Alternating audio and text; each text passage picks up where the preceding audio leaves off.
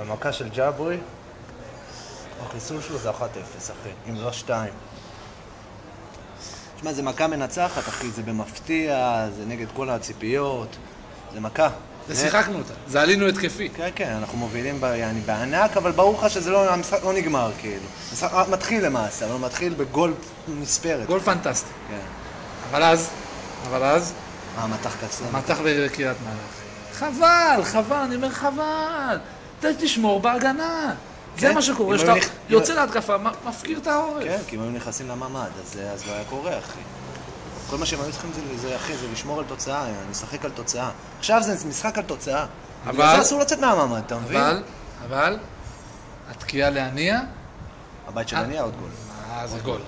זה גול. למרות שהוא לא היה בבית. אבל תשמע, לא היה בבית. הם כל יום יורים על תל אביב. למרות שהקטע אותם בהתחלה, גם עם הפאג'רים, זה היה גם גול, אחי, פתחנו... ובוגי אמר שאין פאג'רים.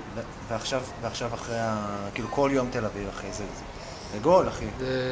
מה אנחנו? 4-4? עכשיו תיקו? עכשיו תיקו. כן? עכשיו תיקו, אבל אז... יש לנו רק 3 הרוגים. הם יורים מאות, מכיפת ברזל, מכה בזה, לא נותנת להגיע. 5-4. רק הכיפה זה שני שערים. 6-4. 6-4 קל. 6-4 או 6-3 אפילו, אני הייתי אומר. עזוב, כרגע אנחנו מובילים בבטחה. עכשיו זה הזמן לסיים. אני רושם את הגול הזה על אמיר פרץ, דרך אגב. כן? נכון?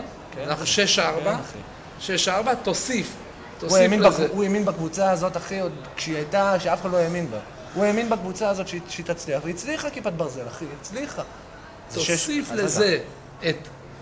לזה את מה שאנחנו עושים היום. הופה, רגע, יש לי טלפון.